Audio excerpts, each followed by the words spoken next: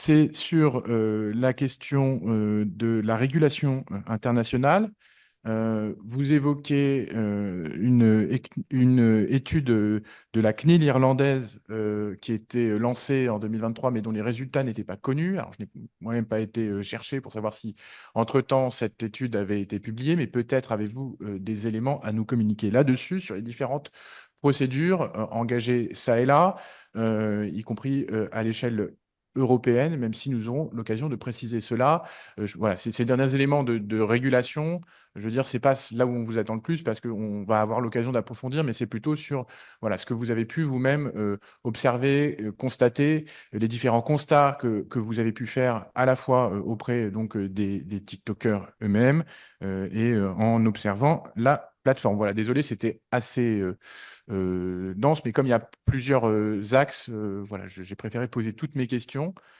Prenez le temps quand même pour répondre, voilà, parce que c'est aussi important pour nous.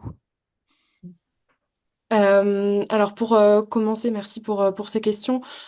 Sur cet aspect de la vie intérieure que représente TikTok et donc un peu de l'exploration de soi, c'est un des principaux éléments qui m'a interpellée dans cette plateforme quand j'ai commencé ce travail, étant donné qu'on peut avoir sur TikTok des vidéos assez troublantes de personnes qui vont raconter face caméra et parfois en pleurant une rupture, un deuil. Une déception professionnelle, des choses extrêmement intimes et dont on aurait du mal à voir comment les utilisateurs pourraient le partager sur une plateforme comme Facebook où ces contenus seraient vus par leur famille et leurs proches et où ce serait peut-être moins l'espace en tout cas. TikTok est vu comme un espace où, quelque part, quand on crée une vidéo, l'algorithme va le porter auprès des bonnes personnes, en tout cas auprès des personnes que ça intéresse. Et donc, il y a un côté un peu rassurant, réconfortant dans le fait de confier une vidéo à voilà, cette plateforme qui trouvera des personnes généralement assez similaires à nous pour les visionner et parfois obtenir voilà, une forme de soutien virtuel.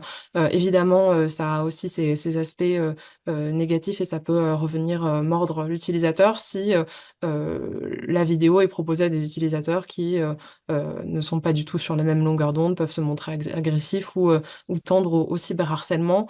Mais voilà, ça reste une plateforme où les utilisateurs ont tendance, à mon sens, à plus se dévoiler que sur les autres.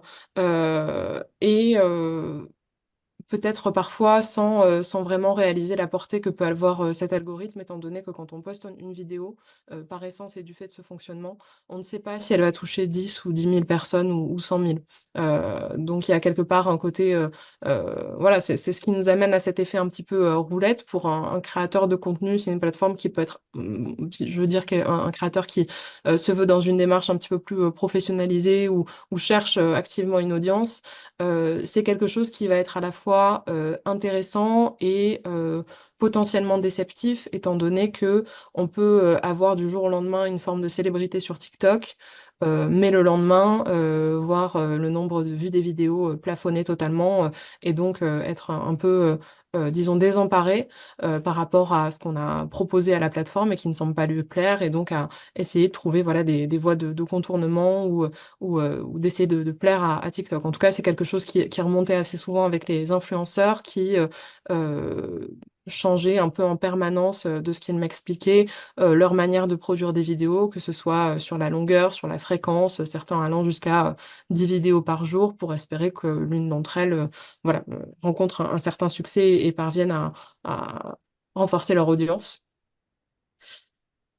Pour ce qui est de la rémunération de TikTok, des influenceurs par TikTok, il y a en effet eu un programme à l'arrivée hein, de TikTok en France qui visait à aller chercher des influenceurs sur les autres plateformes, des influenceurs avec une petite audience, pas énorme mais modeste, et qui tout d'un coup pouvaient trouver sur TikTok voilà, cet effet un peu waouh, un peu boom de l'audience qui va faire qu'ils vont, disons, avoir une certaine forme de fidélité à la plateforme et vont continuer à poster sur TikTok plutôt que sur les autres plateformes. Je ne sais pas à ce stade si ce type de démarche continue d'exister. J'ai tendance à croire que c'est peut-être moins nécessaire pour TikTok qui a maintenant atteint une taille critique et de fait devenu la plateforme où un certain nombre d'utilisateurs postent en premier lieu leur contenu. Ils vont poster leurs vidéos sur TikTok et ensuite faire un copier-coller pour Instagram et les autres plateformes de manière à démultiplier leur audience. La démarche inverse est plus rare. On est rarement d'abord à créer des vidéos courtes sur Instagram pour ensuite les reposter sur TikTok. Aussi parce que TikTok a voilà, internalisé des outils de montage des vidéos et donc propose voilà, une suite assez fluide qui permet aux créateurs de contenu de rester un petit peu dans cet écosystème de la création jusqu'à la publication de la vidéo.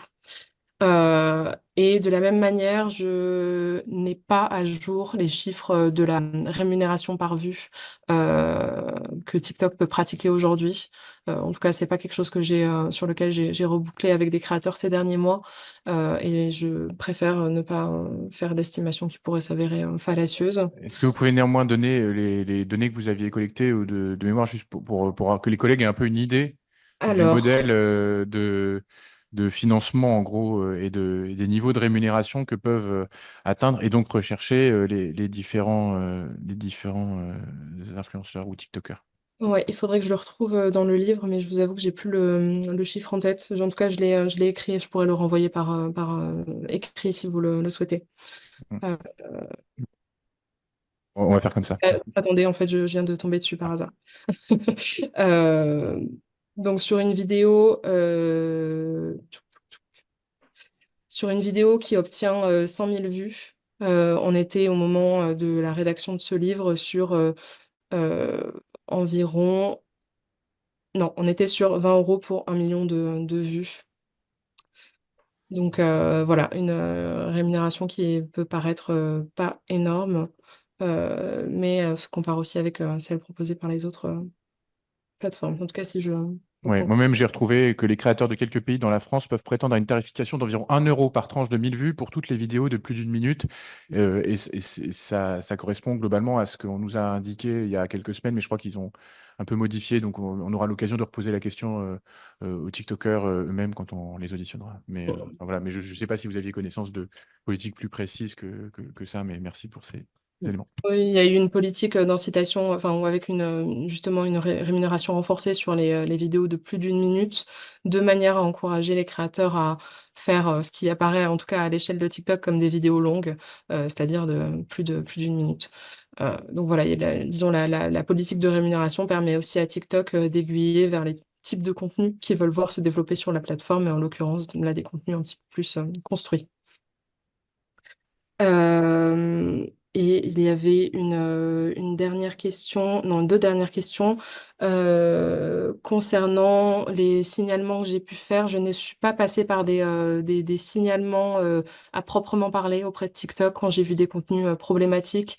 Pour ainsi dire, ma relation avec TikTok pendant tout le travail sur le livre a été compliquée. Je n'ai eu, malgré plusieurs relances, que des retours par écrit et assez formaté de l'application sur les questions et points problématiques que j'ai pu leur soulever. Depuis TikTok et notamment au vu de voilà la pression régulatrice en France et par ailleurs, TikTok a quand même renforcé sa communication, échange davantage avec les journalistes.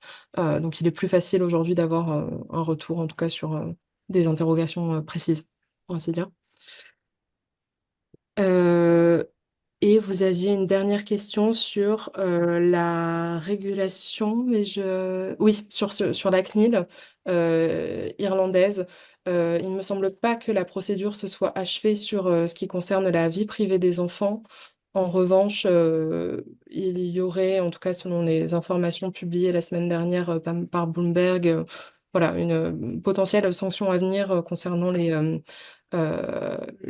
transfert de données de TikTok vers les locaux et les responsables en Chine de la plateforme. Donc voilà, disons les procédures concernant TikTok s'incrémentent sur plusieurs aspects qui vont être notamment cette question de la protection de la vie privée, mais aussi de l'utilisation et de l'emplacement des données des utilisateurs européens, ainsi que les pratiques de modération qui sont examinées par la Commission européenne.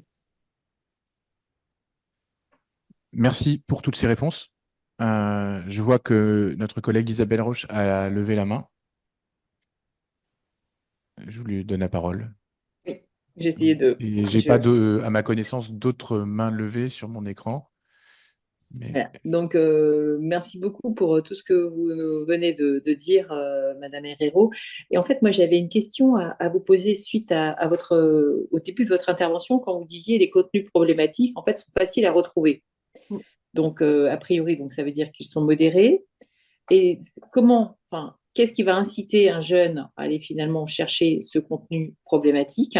Est-ce qu'il va être poussé par d'autres? Et si, quand ce contenu est retrouvé, est-ce qu'il est poussé chez d'autres jeunes? Et quand ce contenu est retrouvé et visionné, est-ce que la personne qui a été chercher ce contenu va être soumise à des contenus similaires ensuite?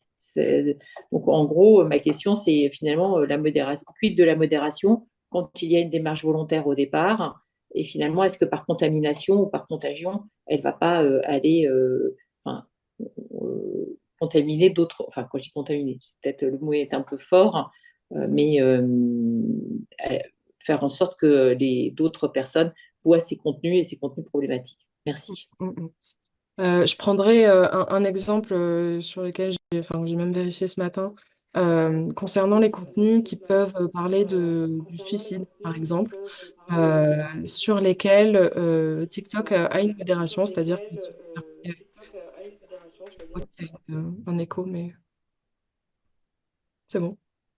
Pardon, sur lequel il y a une modération avec un message donc, de prévention qui s'affiche lorsque vous cherchez des contenus de ce type-là. Les utilisateurs de TikTok, pour parler des sujets sensibles, ont tendance à utiliser des mots détournés. En ce qui concerne, par exemple, le suicide, ça va être le mot en anglais unalive, sauter la vie. Donc le mot suicide n'apparaît pas, mais on est sur cette idée. Aujourd'hui, TikTok applique la même message de prévention quand on tape unalive, mais si vous changez une des lettres du mot par un chiffre, là vous retrouvez des vidéos en fait qui vont parler du sujet sans aucune voilà, forme de modération ou de prévention. Donc il y a toujours un petit peu ce jeu du chat et de la souris entre les utilisateurs qui veulent parler de sujets sensibles. Parfois, entre guillemets, à bon escient, on peut avoir envie de faire de la prévention sur les questions du suicide sans inciter les utilisateurs à tenter à leur vie. Voilà, ces contenus-là sont assez souvent euh, mélangés. Et par ailleurs, l'utilisateur qui va chercher ces mots-clés-là va regarder plusieurs vidéos sur ce thème. L'algorithme va le prendre en compte et va ensuite alimenter son fil pour toi avec des vidéos qui touchent à ces sujets. Et donc parfois avec euh, pas forcément le recul nécessaire et qu'on peut attendre vu la sensibilité des questions et notamment auprès des adolescents. merci, Thierry Pérez. Oui, merci, Monsieur le Président, Madame la rapporteure. Merci, bonjour, Madame Herrero. Alors, moi, j'ai envie de poser une question un peu projective. Euh, Aujourd'hui, on a des millions de jeunes de 9 ans, 10 ans, 12 ans qui sont addicts à cette plateforme et à d'autres, mais sans modification. C'est-à-dire que si TikTok reste comme il est aujourd'hui, à quelques peut-être différences près, est-ce qu'on peut imaginer comment sera le cerveau et le mode de fonctionnement comportemental de ces jeunes qui auront passé 10 ans devant TikTok et qui, dans 10 ans, seront des adultes, donc des adultes censés faire des études, censés travailler, voilà. Est-ce qu'on peut imaginer ça? Moi, j'ai une vision assez noire enfin, ma propre réponse est assez noire en me disant que problèmes de concentration, les problèmes de sommeil, les problèmes de socialisation. Bref, est-ce que vous avez un peu réfléchi à ça? Je vous Hmm. remercie. Je suis pour ma part pas psychologue, donc je me garderai bien de faire des diagnostics très détaillés sur le sujet et je laisse aux professionnels le soin de voilà, prendre, disons, une vision très prospective. En revanche, je peux vous référer à une étude, une étude interne à TikTok datée de 2019 qui a été révélée dans le cadre d'une une enquête de la justice. américaine après la plainte de plusieurs États contre TikTok, qui donc accuse la plateforme de ne pas avoir pris des mesures suffisantes et de tromper les utilisateurs sur la sécurité de l'application. Et dans ce document donc interne qui aurait dû être biffé donc avec des parties disons non intelligibles mais qui a été assez largement publié, TikTok évalue déjà la durée nécessaire pour que l'utilisateur forme ce qu'ils appellent une habitude de consommation de vidéos, qui se situe, selon cette étude, à 260 contenus visionnés, ce qui peut paraître beaucoup, mais ce qui va très vite évidemment sur une plateforme de vidéos courtes. Et ils écrivent également dans cette étude que l'utilisation compulsive de TikTok est corrélée à une série d'effets négatifs sur la santé mentale, tels que la perte de compétences analytiques, la formation de la mémoire, la pensée contextuelle, la profondeur conversationnelle, l'empathie et une augmentation de l'anxiété. Donc c'est voilà, des constats qui sont internes à TikTok, qui datent un peu étant donné qu'on est sur 2019, mais il serait intéressant de savoir si TikTok continue de mener ce type d'études d'impact, qui par ailleurs sont évidemment un sujet de recherche de la part de chercheurs et psychologues indépendants. Merci. Alors, puisqu'il nous reste 1 minute, mais je pense que voilà, on a encore évidemment beaucoup de questions. Alors, je ne vois pas d'autres questions de la part de collègues. Moi, il y a eu un ajout dans la commission d'enquête, notamment d'étudier des effets, enfin, d'essayer de comparer, on va dire, la version TikTok monde, voire française, à la version chinoise. Est-ce que vous pourriez nous donner quelques éléments qui sont, à votre connaissance, qui distinguent en fait Douyin et TikTok, voilà, notamment sur la question de la protection des mineurs? Les principales différences de TikTok, en tout cas de l'équivalent chinois de TikTok, Douyin, reposent sur les règles qui sont portées par le gouvernement chinois, en l'occurrence sur les médias sociaux et également les jeux vidéo, donc avec une limitation de l'usage, par exemple la nuit, et sur le temps passé quotidiennement sur l'application. TikTok, enfin, en tout cas Douyin, et en tout cas également modéré à l'aune des règles de la censure chinoise. Donc on n'est pas du tout sur le même espace d'échange.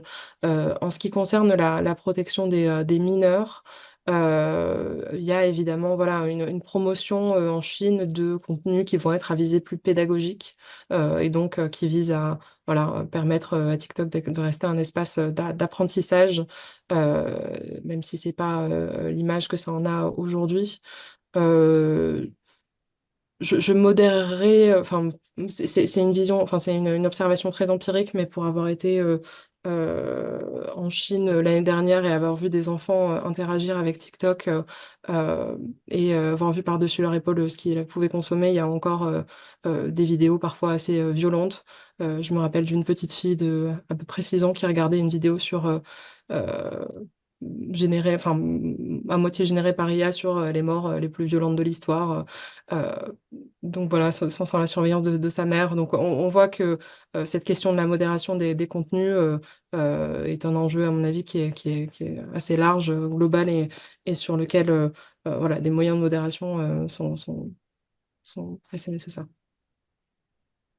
Ce qui me permet de vous relancer sur une question que j'avais posée.